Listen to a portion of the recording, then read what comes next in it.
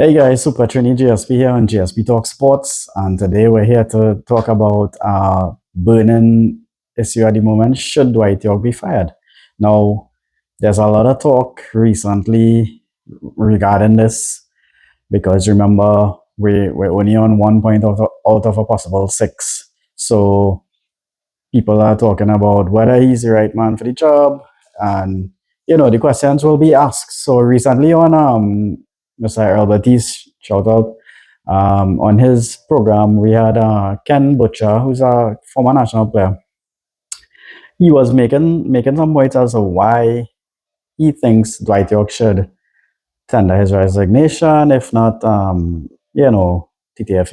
fire him outright, that kind of thing.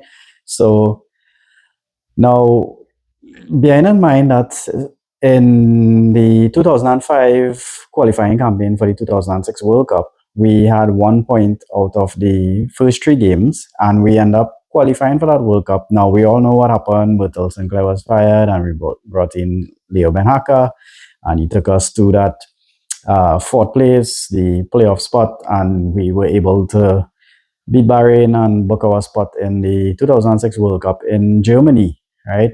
So, but a couple of things to consider. There have been small margins in the two games so far. The game against Curacao here in Trinidad, we deserve to win that game. We had better opportunities, more possession. It's just the guys weren't clinical in front of goal. And, if they were, we would have been having a totally different conversation here because we'd have possibly gotten our 3 points there and, you know, probably been in a different frame of mind, or things could have gone differently in Jamaica as well. So in the first match, we had, the little suspect refereeing decisions early on, combined with a brilliant keeper performance for Curacao. Very defensive game. They clearly came to play for the point, and then we had poor finishing on our side.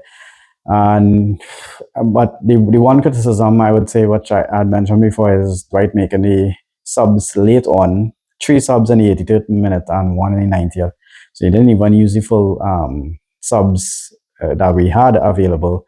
And we were on the charge later on. He said he didn't want to upset the team chemistry and stuff like that, but I think we could have done better at it, which he did change in the Jamaica game, to be frank.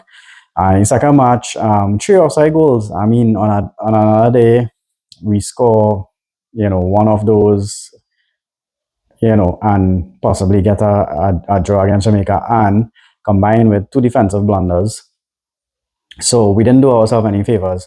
I think we would have deserved that draw. Now, if we would have, and it's a lot of if, buts and maybes, we would have gotten a win at home against Curacao and a point in Jamaica. We'd have been on 4 points, and the conversation would have been a whole lot different.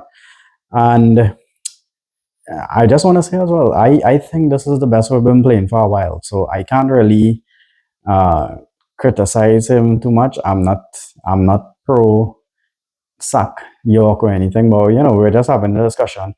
And in the 2006 squad, we had men like Dwight Yorke, Cornell Glenn, Stern John, Kenwin Jones, Denzel Theobald, Burchell, Russell Latapi himself, Marvin Andrews, Carlos Edwards, Shakai Slop, yeah, big keeper, Jason Scotland, Brent Sancho, mentioned as Lawrence. So we, man for man, apart from Levi Garcia right now, who, by the way, over the weekend scored a double in Russia. So well done to him.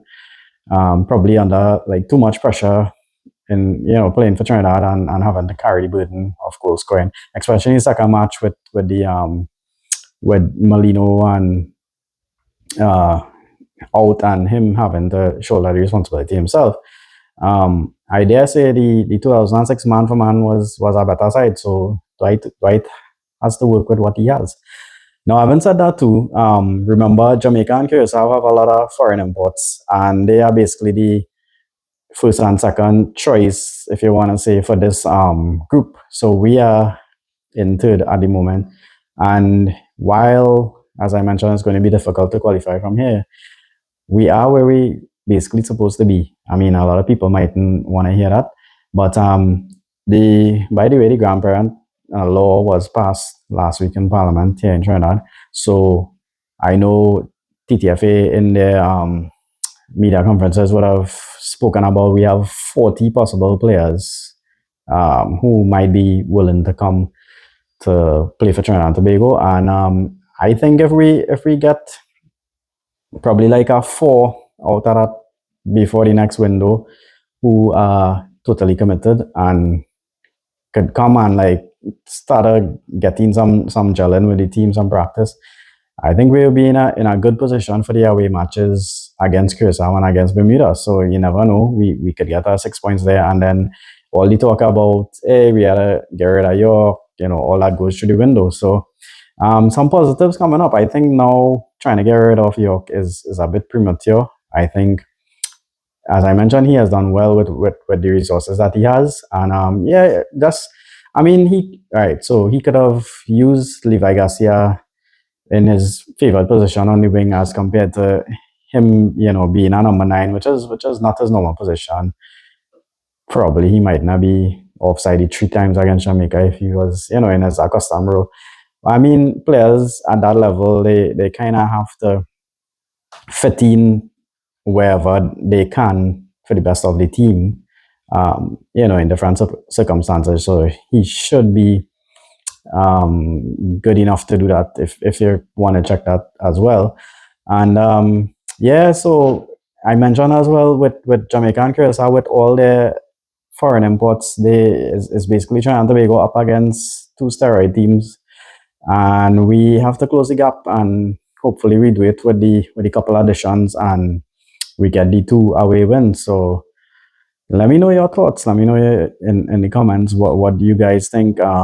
Should Dwight be fired after just 2 games, 1 point, or should we carry on? I think we should carry on with him, um, especially for the duration of this campaign. I don't think swapping and changing managers at this point would make much of a difference per se.